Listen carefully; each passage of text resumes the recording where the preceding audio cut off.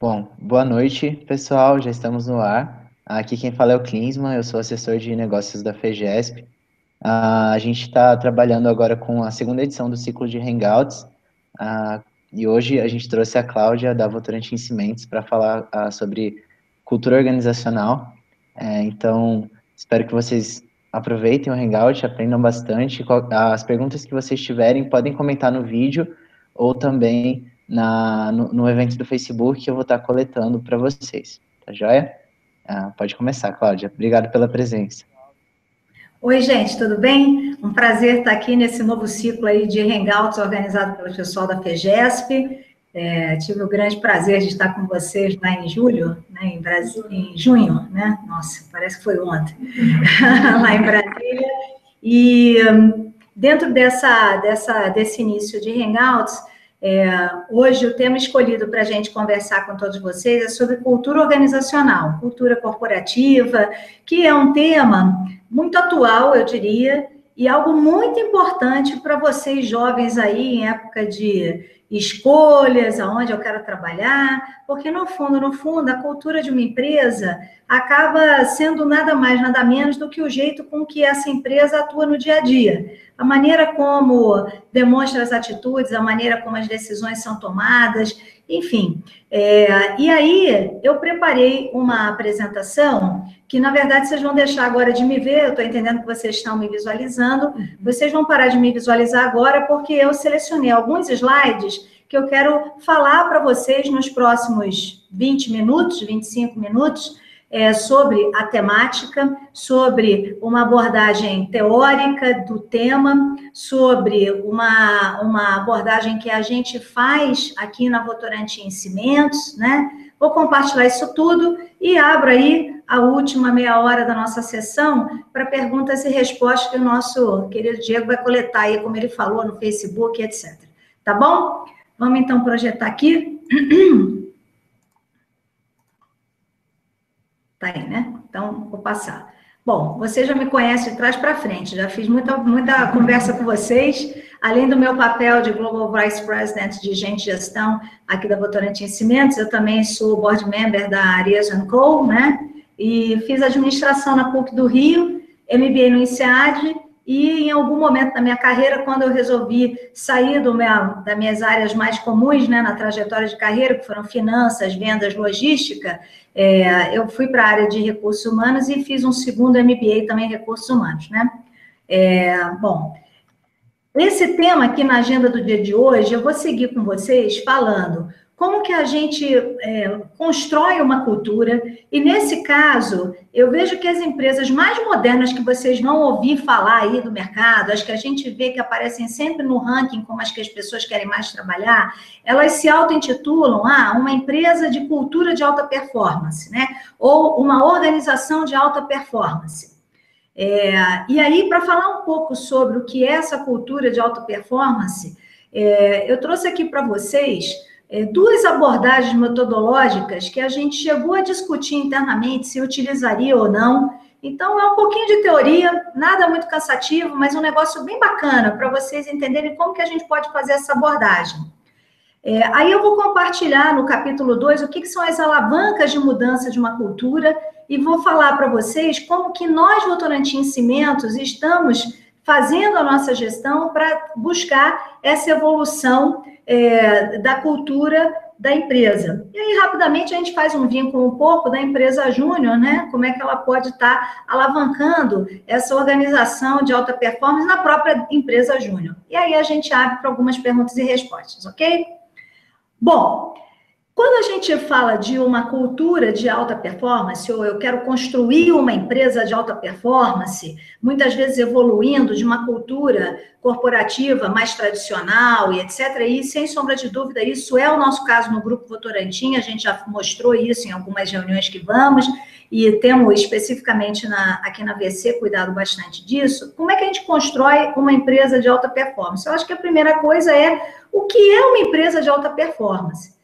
Para a gente, uma empresa de alta performance, que é o caminho que a gente está trabalhando para construir, é exatamente uma empresa que tem uma cultura adaptável, guiada por uma visão, guiada por valores e que, no seu dia a dia, ela foca em todas as necessidades dos stakeholders em volta da gente. E, em particular, a visão do empregado e do nosso próprio cliente, né?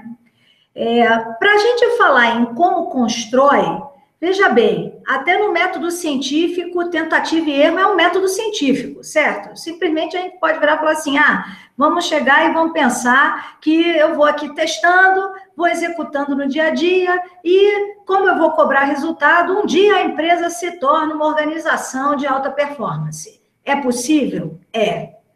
Eu já vi muita empresa que havia uma clareza tão grande da alta liderança de que queria ser uma organização de alta performance que nunca adotou nenhum frame metodológico, nenhuma abordagem metodológica de analisar a mudança, tal. Simplesmente foram consistentemente fazendo as mesmas coisas, o mesmo discurso, anos a fio, e sem sombra de dúvida a cultura evoluiu de uma cultura mais tradicional para uma cultura de alta performance. Isso é possível? É. Eu já vi acontecer em várias empresas, né?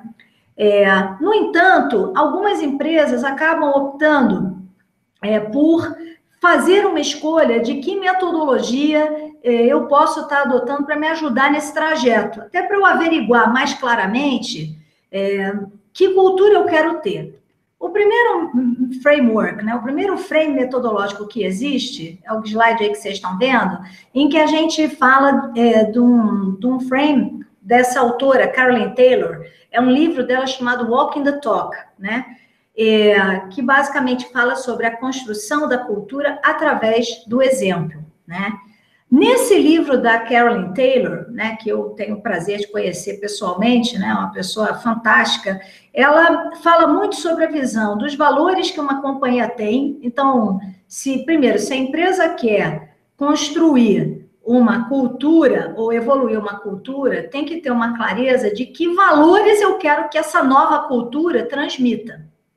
E, efetivamente, cuidar para que esses valores estejam presentes nas atitudes, né, nos comportamentos do dia a dia, nos símbolos que a companhia vai estar construindo e nos sistemas que a empresa vai estar desenvolvendo.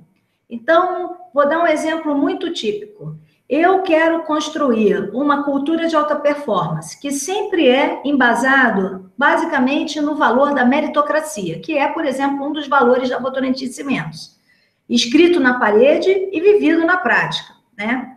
Então, quando a gente tem um sistema de avaliação de gente, a gente precisa ter um sistema de avaliação de gente que leve em conta medidas, métricas, coisas que medem o mérito, e não uma avaliação de pessoas que seja simplesmente dizendo assim, eu gosto de fulano, eu não gosto de Beltrano. Não pode ser uma coisa que não tenha parâmetros. Então, os sistemas, por exemplo, nosso, de avaliação de gente na VC, eles são sistemas que, de uma maneira muito objetiva, medem como que é a aderência das pessoas aos valores, ao desempenho da sua função, mede como que é o alcance de meta, a soma desses dois componentes me dá uma performance num eixo de performance que a pessoa fica, então, localizada abaixo do esperado, dentro do esperado, acima do esperado. E depois disso, esse mesmo sistema tenta localizar as pessoas em termos de onde ela está hoje, para onde ela pode crescer, qual o potencial de crescimento. E essa avaliação, desse sistema nosso de avaliação, ele plota a pessoa dentro de uma matriz 3x3, então, o que a gente chama 9 box, né?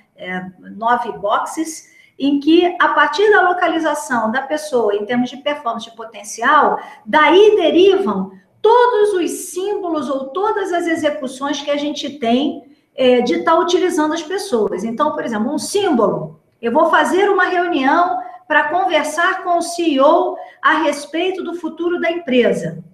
O que eu quero fazer o símbolo? Que eu quero, dado que meritocracia é um valor, dado que eu quero uma empresa de alta performance, eu vou chamar para essa reunião com o CEO global, Walter, por exemplo, as pessoas que são os meus maiores desempenhos e potencial de crescimento.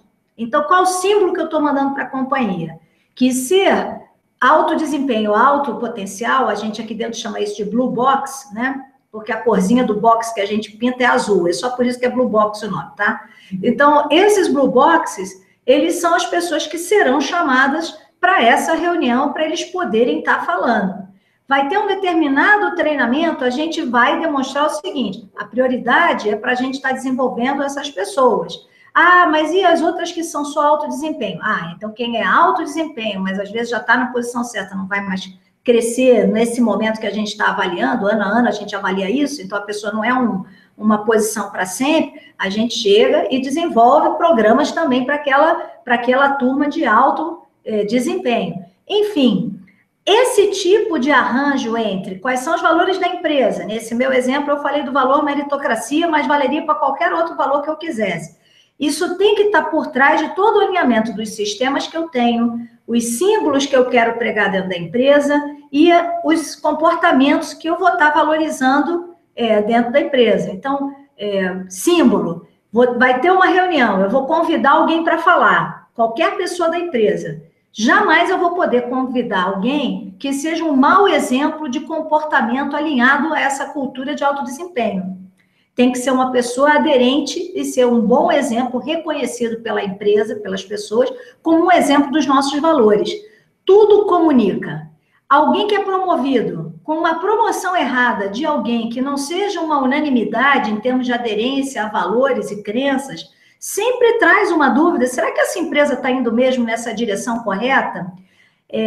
No dia a dia, é claro que a gente não fica o tempo inteiro pensando nisso, mas, no fundo, por trás das nossas decisões, quando a gente quer mover uma cultura numa direção de uma cultura de alto desempenho, essa questão dos comportamentos, símbolos e sistemas, segundo esse frame desse livro Walking the Talk, da Carolyn Taylor, é o que tem que ser observado no dia a dia.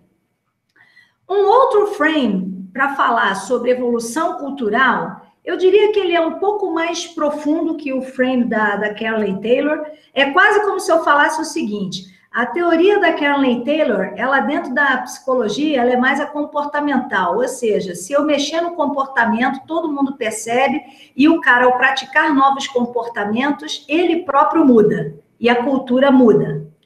Esse frame aqui que eu trouxe agora, que está nesse slide, é um outro frame de um autor chamado Richard Barrett, que ele fala sobre uma organização direcionada por valores. Então, se eu quero falar em uma evolução cultural de uma empresa, eu, antes de mais nada, eu tenho que analisar qual que é o nível de consciência dos valores da empresa e quais são os valores que aquela organização, as pessoas na alta liderança e na média liderança e na organização como um todo, quais são os valores que a companhia quer ir atrás e quer, portanto, manter, desdobrar, falar deles, né? Então, segundo esse frame do Barrett, né, uma cultura de uma empresa é um reflexo do que seria o nível de consciência da liderança. E, nesse sentido, a transformação da organização, ela ocorre através da transformação pessoal dos líderes. Se vocês observarem, então, esse é um frame que ele começa a falar não de símbolos e sistemas, comportamentos observáveis, mas a visão seguinte: a organização se transforma se cada líder tiver uma transformação pessoal. E, nesse sentido, você, então, tem que fazer todo um trabalho de você estar levantando quais são, então, esses valores que cada indivíduo vê como sendo valores fundamentais para eles, e, através desse alinhamento, você constrói com clareza essa coerência de todo mundo dentro da empresa, do propósito, do que a empresa vai ter como demonstração de valores nas relações, nos símbolos da empresa, e quais que são as estratégias, estruturas, processos, sistemas também, em que esses valores vão estar refletidos, né? Então, na verdade, esse frame de análise de evolução cultural do Barrett, ele busca muito discutir o indivíduo enquanto da sua consciência. É uma coisa, numa teoria mais freudiana, uma coisa mais de mergulho em cada um, né? Quando a gente começou na ABC, desde que eu cheguei em 2013 a falar de evolução cultural, A gente até passou por essa análise desses dois frames, o do Barrett e o da Carolyn Taylor, porque tem muitas empresas que contratam consultorias, no caso do Barrett e da Carolyn Taylor, para ajudar a empresa no que seria a sua evolução da cultura, um trabalho com medição, etc. Os dois frames, eles oferecem medições, assessments, para medir com nota o quanto a cada ano a cultura está evoluindo, etc. Nós discutimos muito isso no ano retrasado e passado, e a nossa decisão até o momento foi de não contratar formalmente consultorias que façam essa medição da evolução da cultura aqui na VC. O que a gente tem feito? A gente tem feito isso que está nesse slide aí que vocês estão vendo agora. Dentro do livro da Carolyn Taylor, ela fala sobre a visão de alavancas para a mudança de uma cultura. Se você pega o livro dela, ela tem 9 alavancas que ela fala que as empresas têm que cuidar para exatamente garantir que exista a percepção da evolução cultural e que seja visível os símbolos, os novos comportamentos, os novos sistemas que estão exatamente trazendo, que estão apoiando essa mudança e que a mudança está fortificando, né? E nesse sentido, nós pegamos esse frame da Carolyn Taylor, que são 9 alavancas, e algumas alavancas, elas podem, na verdade, ser colocadas dentro de outras para facilitar a comunicação. Nós falamos que nós temos 5 alavancas dentro da VC para comunicar a evolução da nossa cultura corporativa, da nossa cultura organizacional, indo nessa direção da cultura de alto desempenho. Então, a gente tem uma alavanca que é a alavanca do Top Management Team, ou seja, o time de alta liderança, o que esse time está fazendo, o que a gente está fazendo com esse grupo. A gente tem uma outra alavanca, que são os processos de gestão do negócio e da performance. A gente tem uma outra alavanca, que é a maneira como a gente aloca as pessoas e como a gente busca desenvolver as pessoas. A gente tem uma outra alavanca da evolução cultural, ou da gestão da cultura, que é a questão mesmo de comunicação interna e externa. E tem uma outra alavanca, que na verdade é bem simbólica, que é o layout com o qual a gente organiza os escritórios, o ambiente visível em volta da gente. Essas 5 alavancas foram alavancas que a gente começou a medir, e todas as ações que desde 2013 a gente vem fazendo, quando a gente fala do tema cultura, a gente tem que ter certeza que essas ações, elas se encaixam dentro de uma dessas 5 alavancas. Se for alguma coisa que eu não consiga caracterizar como algo que tem a ver com o desenvolvimento do time de alta liderança, ou com o processo de gestão, ou com gente, alocação e desenvolvimento, comunicação interna e externa e o próprio layout, se não se encaixar nessas alavancas, a gente não faz, porque a gente tem que ser coerente entre as alavancas que a gente define e as ações e iniciativas que a gente vai fazer no dia a dia. A gente trouxe aqui alguns exemplos em cada uma dessas alavancas. Por exemplo, nas alavancas, a primeira alavanca, que é o nosso time de alta liderança, a primeira coisa que a gente fez foi ratificar e fazer toda uma revisão, desdobramento, repetição, absolutamente todas as reuniões da empresa. Não existe reunião que a gente não fale dos nossos valores, que é o que vocês estão lendo aí, né? Em português, ser eu, que é solidez, ética, respeito, empreendedorismo e a questão da união. E a gente também fala do que são as nossas crenças, né? Que é o cultivo de talentos, a meritocracia, o diálogo aberto, a aliança, excelência, pragmatismo e senso de dono.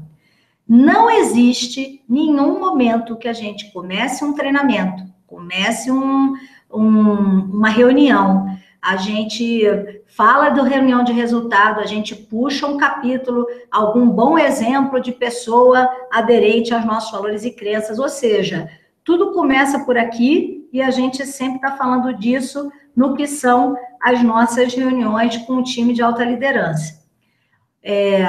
Simbologicamente, quando a gente começou em 2013 para 2014 o trabalho de evolução da cultura, nós mudamos o nosso norte. A gente tinha uma visão como companhia muito focada no mundo industrial. E aí a gente mudou para a visão de que a gente é o Build Materials Company, committed to customer success through excellence, ou seja, a gente é compromissado com o sucesso do cliente através da excelência, aonde essa jornada ela é baseada em 4 pilares: o foco no cliente, gente protagonista, né? O empowered people. Em inglês, empowered é uma palavra ótima, né? Que infelizmente não tem uma tradução literal em português. Então, a gente internamente tem usado até hoje a palavra gente com autonomia. Onde a gente quer dizer com autonomia a visão de que a pessoa toma para si e vai adiante, né? Uma outra maneira de dizer seria gente protagonista. A visão de operações excelentes, que é o Best in Class Operations, e o outro pilar de práticas sustentáveis. Então, essa comunicação visual, em que a gente fala disso claramente, apresenta em cada reunião, isso é um símbolo muito forte que a gente vem repetindo como time de alta liderança. E dentro também desse símbolo, a gente sabe que tem que cuidar do time de alta liderança de momentos em que o time esteja junto para estar definindo, né, a sua jornada, estar discutindo sobre tudo que a gente tem pela frente nessa evolução cultural. Então, aqui a gente botou nesse slide aí que vocês estão vendo, 2 fotos, um evento, por exemplo, muito grande que a gente teve em março de 14, com todo o time Brasil de liderança, né, 260 pessoas. E depois uma outra reunião que a gente teve agora em fevereiro de 2015, com todo o time global, em que a gente alinha a nossa visão global para cada um dos países, etc., que, na verdade, a gente se compromissou, né, de que a gente tem o nosso sonho e que a gente tem que transformar isso em realidade, né? Uma outra alavanca é a alavanca de processos de gestão, de performance, aonde o que a gente está, por exemplo, fazendo globalmente é implementando um sistema de gestão integrado no nível global, em que a gente tem um alinhamento dos processos que a gente quer ver em todas as nossas unidades, de uma maneira global. Quais são os KPIs que cada uma das nossas fábricas, por exemplo, tem que acompanhar numa visão mensal, o que tem que ser esse gerenciamento da rotina, o que tem que ser o reconhecimento desses times com relação aos que melhor performam, né? Então, isso tudo é um sistema que a gente está implantando, baseado em processos que vão estar trazendo essa performance e garantem uma clareza para a empresa de o que são os processos mais valorizados, já que a gente está falando de um número X de processos globais, não estamos falando de 1.000, estamos falando de 37. Ou seja, 37 processos globais que orientam como toda companhia globalmente tem que se comportar, né?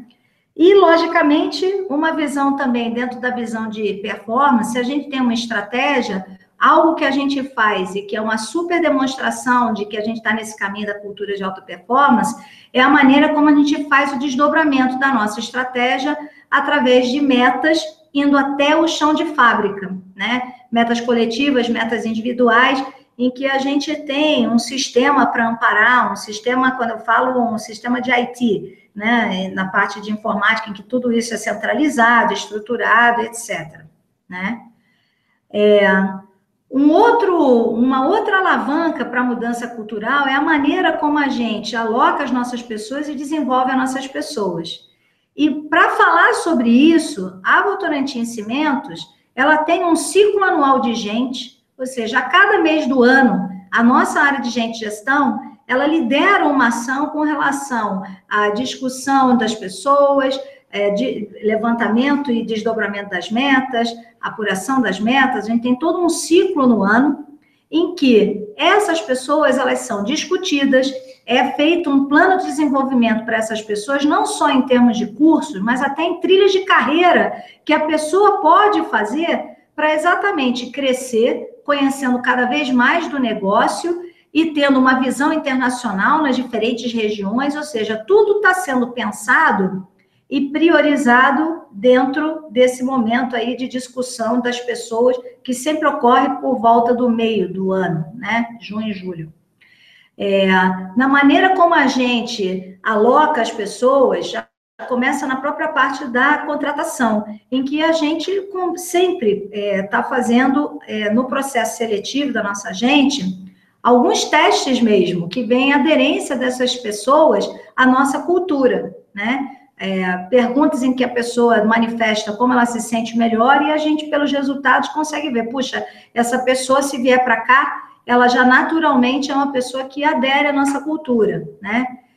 E, na verdade, tudo que a gente tem de treinamento, ele tem que considerar os nossos drivers estratégicos e a nossa visão. Então, isso tudo está amarrado, concatenado, e exatamente o fato disso tudo estar amarrado e concatenado é o que me faz ter certeza que a gente tem, então, uma alavanca poderosa para estar transformando e evoluindo a nossa cultura, para essa cultura de alta performance, né, como eu comecei lá no primeiro momento.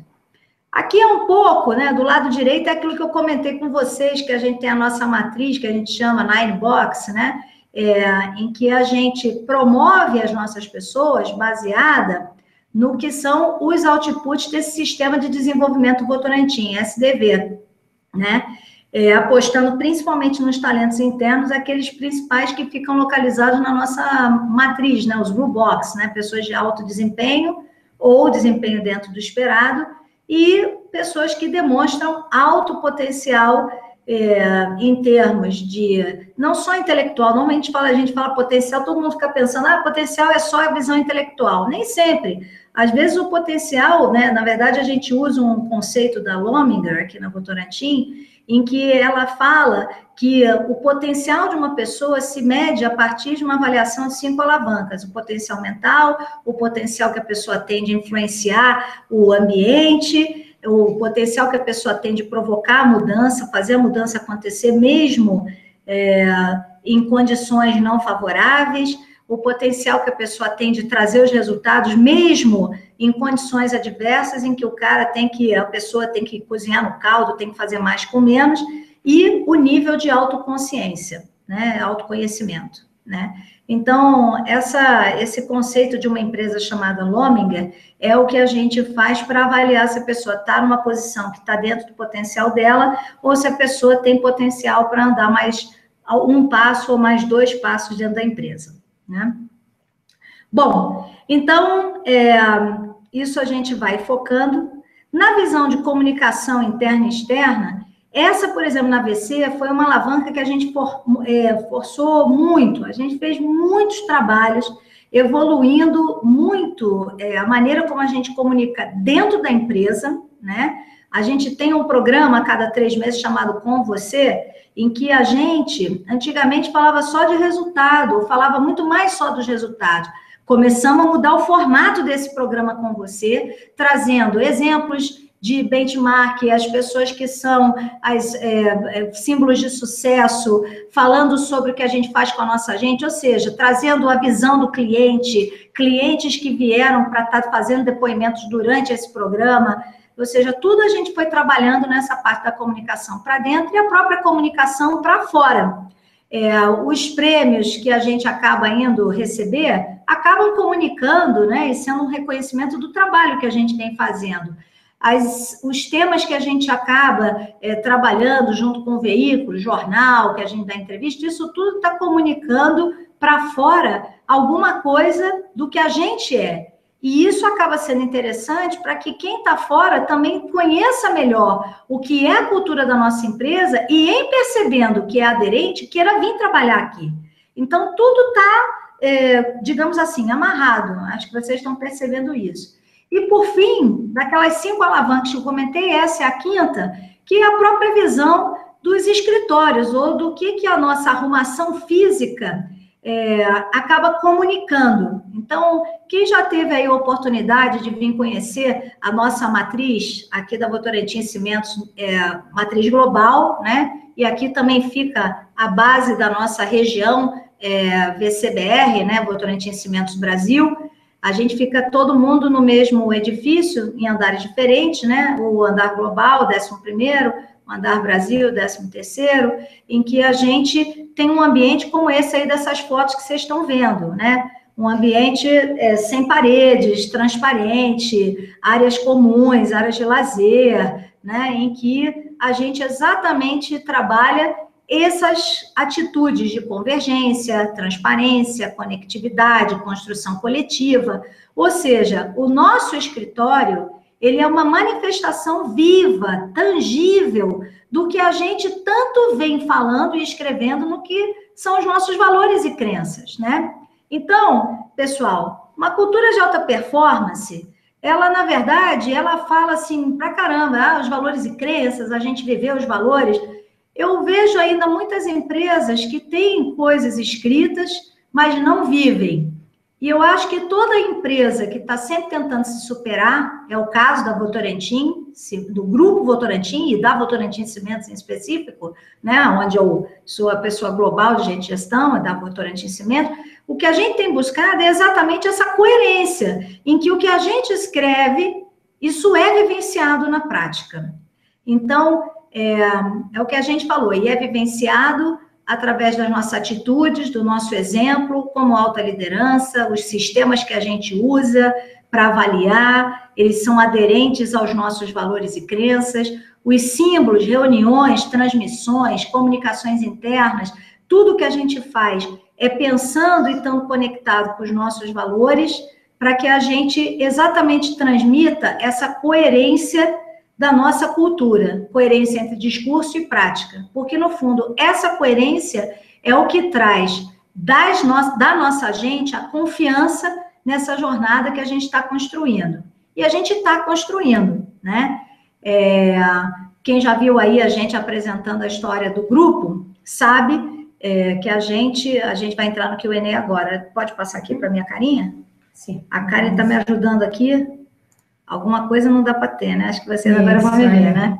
A gente está construindo exatamente essa cultura mais participativa e exatamente o que a gente quer ao longo dos anos da história do grupo, a gente cada vez mais se modernizar, viver mais os nossos valores e crenças que são super atuais e super interessantes. Eu acho que são muito jovens, porque fala dessa visão da ética, fala da visão do empreendedorismo, fala do diálogo aberto, uma série de coisas que a gente sabe que se a gente não evoluir a nossa cultura nessa direção, a gente não seria um grupo ou uma empresa atrativa para os jovens. E isso é o trabalho que a gente vem fazendo há muitos anos na empresa, no grupo, e eu diria mais em específico desde 2013, que é quando a gente teve, né, a partir de 13, um novo CEO global, Walter Dissinger, que também acabou me contratando, e a gente está aí nessa jornada.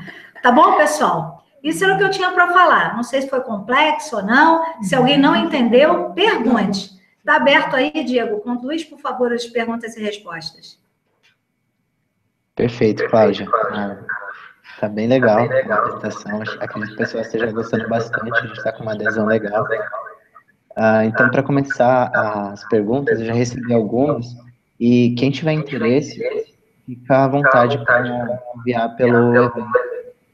A primeira pergunta do Guilherme, ele pergunta como que você dá essa evolução cultural para uma empresa júnior, onde a rotação de pessoas ela é muito alta, né? Onde a cada 2 anos praticamente muda todo mundo ali dentro. Então, como trabalhar isso numa empresa júnior? Então, é interessante isso, né? Primeiro de tudo, como que você faz a cultura da empresa júnior continuar? Primeiro de tudo, a seleção das pessoas que fazem parte da empresa júnior. Então, tem que ter muita clareza o que são os valores do time que vai fazer parte da empresa júnior. Se você tiver muita consistência nas pessoas que a cada 2 anos são contratadas, né? Eu acho que isso é uma primeira alavanca para que essa cultura da empresa júnior não se perca. A segunda coisa, eu acho que tem que pensar muito bem como estruturar, porque não dá para a cada 2 anos troca todo mundo sem ter absolutamente nenhuma sequência. Então, tem que ter, quando eu digo sequência, é assim, tem que ter, de repente, alguém que vai ficar 3 anos, aí já contrata a pessoa no ano 1, para que essa pessoa viva 2 anos, para na hora que essa pessoa que está no 3º ano sai, a outra já está madura, e vai criando esse círculo virtuoso de estar sempre mantendo ali alguém que não muda todo mundo ao mesmo tempo. Não sei se eu fui clara. Ou seja, tem que ter uma cadência da troca das pessoas. Não dá para virar e falar o seguinte, a cada 2 anos, fechamos para balanço, sai todo mundo, troca todo mundo. Não pode. Tem que ter como se fosse um plano mesmo de sucessão para ter certeza que, olha, fulaninho vai sair no ano que vem. Quem é o cara que já vai assumir isso? E aí não pode ser alguém que vai ser contratado só no ano que vem. Tem que ser contratado já hoje para poder ser o sucessor daquela pessoa que vai sair no ano que vem. Essa visão de sucessão bem trabalhada é uma forma de você manter a cultura. Agora, sem sombra de dúvida, é mais difícil você manter cultura, uma cultura forte, numa empresa, no caso, empresa júnior, em que a gente tem uma rotação grande de pessoas, né? É mais difícil. Como que você consegue, então, amarrar? Se você tiver processos sólidos. Se você tiver o processo de seleção, o processo de como eu vou atrás de um cliente para fazer um projeto, a minha forma de abordagem no momento de consultoria, quais são os projetos, como a gente faz essa gestão. Se esses processos estiverem muito bem inscritos na empresa júnior da localidade X ou Y, eu tenho certeza que aquela empresa júnior vai ser diferenciada em relação a outras empresas júniores, por exemplo, do país, né? Então, essa é uma maneira de você manter cultura e aperfeiçoar a cultura dentro da empresa júnior, né? A FEGESP é uma federação nacional, né? São Paulo, mas assim, dentro de cada unidade de São Paulo, a gente tem as empresas júniores em cada universidade. Eu tenho certeza que existe a cultura da FEGESP e existe uma certa cultura em cada universidade, em cada local que tem a sua empresa júnior, né? Então, tem que ter aí uma maneira muito, talvez, interessante. Eu não sei se a FEGESP já tem definido qual é a minha cultura, que cultura eu quero ter como FEGESP, mas se for para fazer esse trabalho, tem que ser um trabalho chamando cada uma dessas empresas júniores para conseguir convergir no que todas têm em comum, para dizer que o que tem em comum, essa é a cultura da FEGESP. Não sei se eu fui clara. Foi bom? Foi sim. Obrigado, Cláudia. Obrigado, Guilherme, pela pergunta. Partindo para a segunda pergunta, essa é do Caio. Ele gostaria de saber como que você lida com aquela pessoa que desempenha bem na organização, mas ela parece não se inserir tanto na cultura. Que tipo de ações você desenvolve? É uma pessoa que deveria estar na organização, não deveria? Olha, essa daí sempre é a pessoa mais difícil para a gente saber se a gente quer manter na organização, viu? Porque todo mundo quer resultado. Então, isso que eu vou falar para vocês não é um frame meu, isso que eu vou falar para vocês está no livro da GE. Ai, meu Deus, me fugiu agora o nome do executivo. Daqui a pouco eu lembro. Essa hora da noite, hoje eu fiz tanta coisa. Enfim, aonde ele fala o seguinte: o indivíduo que toda organização quer, imagina uma matriz 2x2, aonde no eixo horizontal você tem baixo desempenho e alto desempenho. E no eixo vertical você tem baixo potencial e alto potencial. O que ninguém tem dúvida que quer manter numa organização? O cara que é alto desempenho e alto potencial. O que não tem dúvida que as empresas não gostariam de ter? As pessoas com baixo potencial e baixo desempenho, né? Que estaria nesse quadrante aqui. Então, esse todo mundo sabe que quer manter, esse o pessoal sabe que não quer manter. O problema eu tenho um cara que é um alto potencial, mas um baixo desempenho. E tenho a pessoa que é uma alto desempenho, mas um baixo potencial. E vamos pensar que dentro do potencial, o potencial para crescer, ele está intimamente ligado ao que é a aderência à cultura, né? E exatamente esse livro da GE, ele fala que as empresas, elas têm que manter o cara que tem a alta aderência, mesmo que seja o baixo performance, porque a performance você pode desenvolver. A alta performance, mas a baixa aderência à cultura, né? Isso é algo muito difícil de você realmente mudar. Eu diria o seguinte: a pessoa tem que saber onde ela está parada. E muitas vezes o que eu vejo é que às vezes a pessoa até é aderente à cultura, mas ela não recebeu um feedback muito verdadeiro, viu? Essa coisa de, às vezes, a gente querer ser gentil, aliás, é uma coisa um pouco característica da nossa cultura brasileira. A gente é uma cultura de evitar o conflito, né? A gente gosta da harmonia. E, às vezes, a harmonia é um pouco assim, cara, Em vez de você virar e falar assim, cara, você não está aderente à cultura, essa sua atitude você não pode fazer. A gente vira e fala, puxa, então, existe espaço de melhoria nessa sua atitude, entende? A gente fala um pouco mais suave do que deveria. Minha avaliação, eu acho que a gente perde velocidade e a gente perde a oportunidade de dar um presente para o outro, né? Porque feedback verdadeiro é um presente. Só quem gosta da gente realmente dá, né? Então a gente tem que ver feedback como um presente. E nesse sentido, eu sempre apostaria o seguinte: eu quero ter os caras de alta performance e alta aderência, né? Alto potencial, alta aderência à cultura. Eu diria que a gente tem que ser claro no feedback e deixar muito claro o que são comportamentos que aquela pessoa tem que evoluir. Você fala uma vez, você dá uma chance. Mas se realmente a pessoa não mudar e a pessoa não for aderente mesmo aos valores daquela empresa, a gente tem que deixar essa pessoa ir.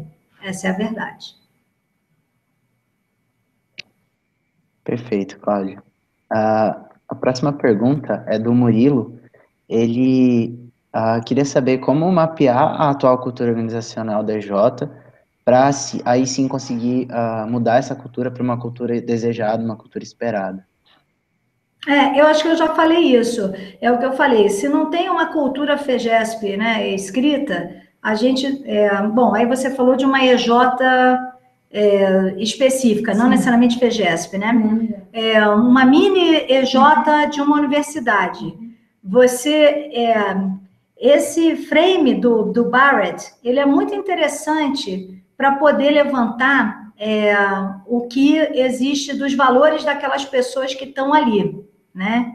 Mas eu, pessoalmente, acho, como vocês estão... A gente sabe que as EJs, elas mudam o público a cada 2, 3 anos.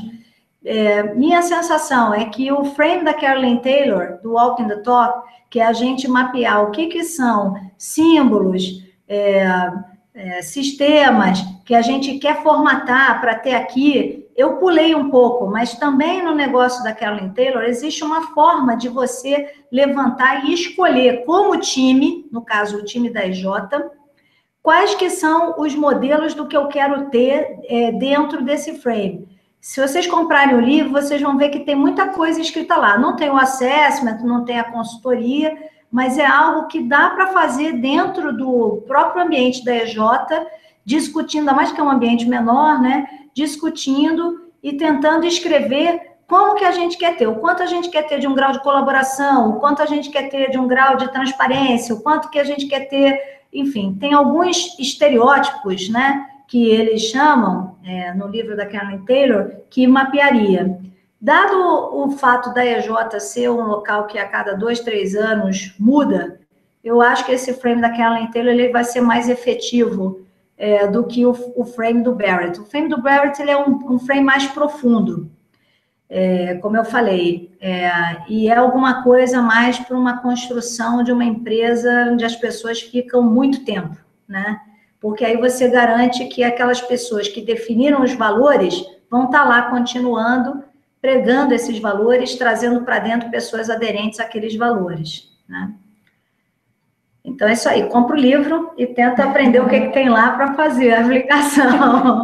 A gente aqui faz assim, gente. A gente também faz isso. Legal.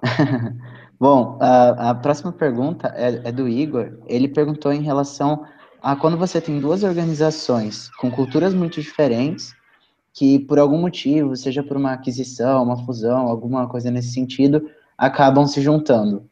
Como trabalhar essa mescla de culturas, né, para criar uma cultura de uma organização só? Isso daí, cara, eu já passei por vários momentos de fusão, né? Tive o prazer de viver lá atrás, no início da minha carreira, a fusão Brahma e Antártica, lá no ano 2000.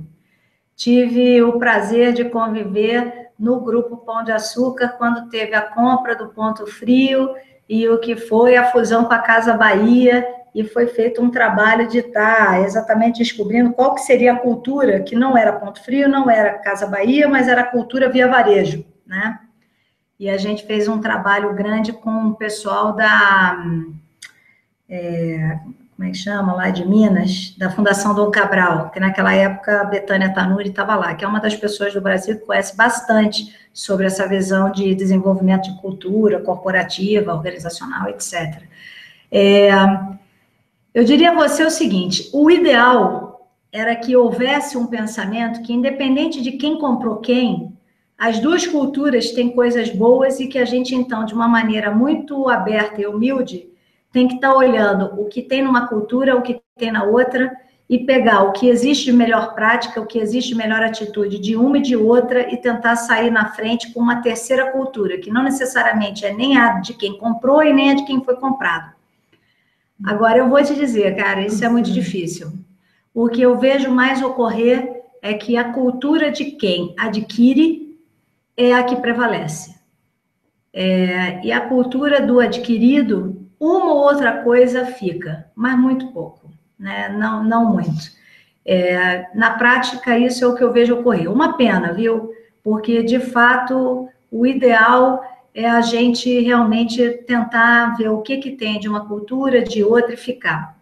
O que eu diria o que podemos fazer para minimizar esse efeito entre adquirente e adquirido e tentar fazer o que seja a melhor prática. É exatamente a gente buscar organizar algum processo para que nas diferentes áreas funcionais, etc., as diferentes duas empresas que estão se fundindo possam apresentar o que tem de práticas de gestão, de negócio, de inovação, de sistemas, para que seja feito realmente um levantamento do tipo, olha, vamos manter essa prática porque essa é a melhor.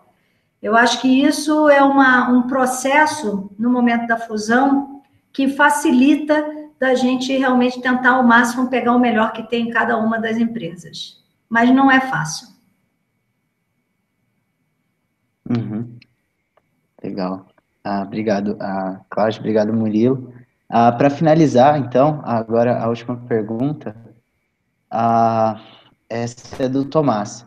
Ele queria entender um pouco melhor em relação aos 5 pilares, né, que foram citados da metodologia do Taylor, da Taylor. Como que funciona a revisão disso? Qual que é a periodicidade dessa revisão e como destrinchar esse planejamento com a execução, sabe? Para que toda a organização esteja alinhada nessa rota. Tá. Então, como eu falei, lá no livro da Carolyn Taylor, ela tem 9 pilares. A gente pegou os 9 e, para simplificar, até a questão de comunicação, gente, porque vamos combinar, quem é que vai lembrar 9 itens de alavanca? Ninguém vai saber falar. 4, 5, 3, todo mundo ainda consegue lembrar. 9, não. Então, a gente, numa visão de seleção, tal, otimização, a gente preferiu deixar 5 alavancas para mover a nossa cultura. Como que a gente faz? Anualmente, quando a gente está fazendo as nossas atividades, a projeção das atividades do ano seguinte, isso normalmente ocorre agora, por essa época do ano, entre outubro e dezembro, que a gente está amarrando as nossas ações do ano seguinte, desdobramento de metas, etc., a gente acaba definindo quais são as ações que a gente vai fazer com relação a cada um dos pilares e coloca isso dentro do que a gente vai estar desenhando para o ano seguinte. Vou dar um exemplo de uma coisa, a 5ª alavanca lá com relação à gestão dos espaços, né, do espaço físico. A gente tem sentido uma falta grande de uma maneira muito mais simbológica ou simbólica, falar mais sobre inovação dentro da empresa. Aí, a gente aqui no nosso prédio onde a gente está, a gente tem 3 andares e meio.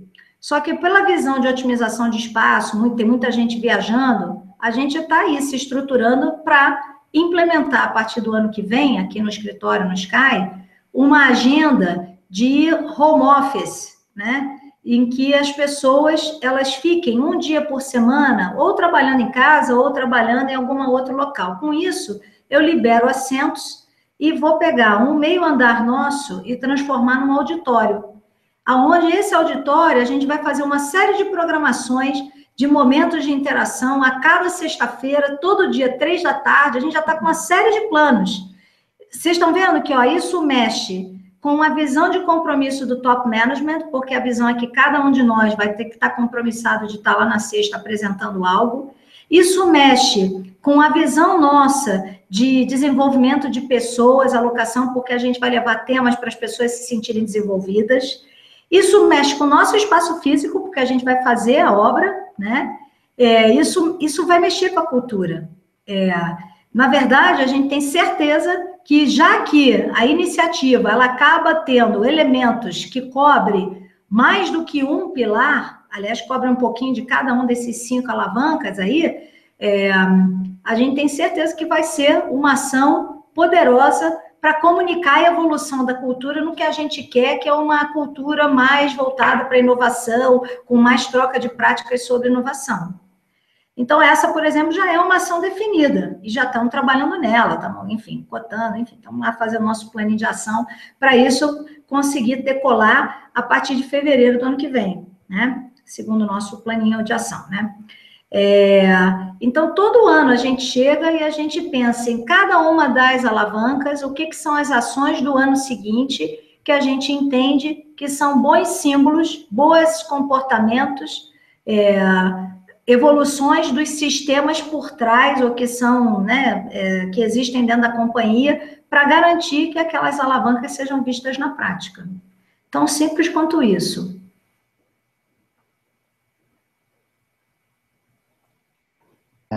Legal, muito legal, Cláudia. Então, queria agradecer em nome de toda a FEGESP pela presença, pelo conteúdo, foi bastante agregador, tenho certeza que todo mundo gostou bastante. Obrigado também pela confiança da Votorantim no Movimento Empresa Júnior, da Votorantim Cimentos. Proximidade de vocês com certeza agrega muito valor para a nossa rede. Muito então, obrigada. Agradecer e deixar o contato aberto, se você quiser dar algum recadinho final.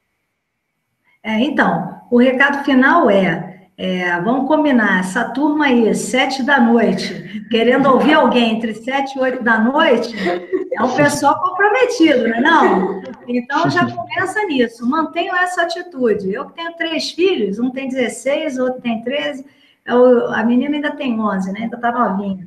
Mas o meu de 16 é o que eu mais falo para ele vai fazer vestibular no ano que vem, eu falo assim, filho, essa coisa da dedicação, da perseverança é muito importante. A gente pode ter inteligência, não tenho dúvida de todo mundo aí que participa das empresas júnior, acaba sendo um pessoal que se destaca, né?